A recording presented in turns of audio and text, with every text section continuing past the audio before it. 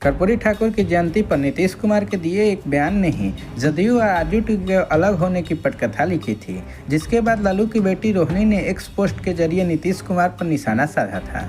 बाद में जो हुआ वो सभी जानते हैं। ये बैकग्राउंड बताने का सीधा सा मतलब है कि बिहार के मुख्यमंत्री और जनता दल के नीतीश कुमार हमेशा से वंशवाद की राजनीति के आलोचक रहे हैं। राष्ट्रीय जनता दल और लोक जनशक्ति पार्टी के खिलाफ अक्सर तंज कसते हुए उन्हें कहते हुए सुना जाता है कि उन्हें केवल परिवार को बढ़ावा दिया है। कुमार अक्सर यह भी कहते थे कि बिहार उनका परिवार है, लेकिन अब विधानसभा चुनाव से पहले जदयू एक राजनीतिक उत्तराधिकारी के स्वागत के लिए तैयार हो रही है। सूत्रों के हवाले से ऐसी खबर मिल रही है कि नीतीश कुमार के बेटे निशांत कुमार के होली के बाद सक्रिय राजनीति में शामिल होने की संभावना है। सीएम के करीबी जदयू सूत्र के हवाले से दावा किया जा रहा है कि केवल नीतीश कुमार से हरी झंडी मिलने की देरी है। सूत्र बताते हैं कि नीतीश को निशांत के राजनीति में प्रवेश के बारे में पार्टी कार्यकर्ताओं की लगातार बढ़ती मांग के बारे में बताया गया।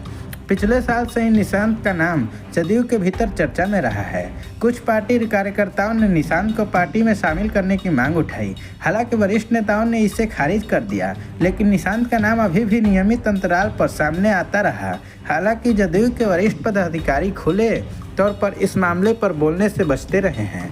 8 जनवरी को अपने पिता के साथ निशांत स्वतंत्रता सेनानियों की मूर्ति का अनावरण करने के लिए अपने गृह नगर बख्तियारपुर गए।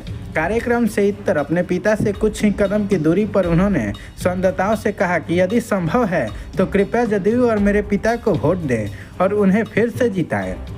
यह पार्टी के लिए उनकी सार्वजनिक अपील थी। इससे पहले उन्हें आखिर बार 2015 में अपने पिता के शपथ ग्रहण समारोह के समय एक राजनीतिक समारोह में देखा गया था। जदयू के वरिष्ठ नेता और मंत्री श्रवण कुमार ने निशांत को राजनीति में शामिल होने के बारे में कुछ संकेत दिए थे। श्रवण कुमार ने कहा कि हमें उनके बयान का स्वागत करते हैं। उन्हें मौजूदा सरकार की अच्छी समझ है।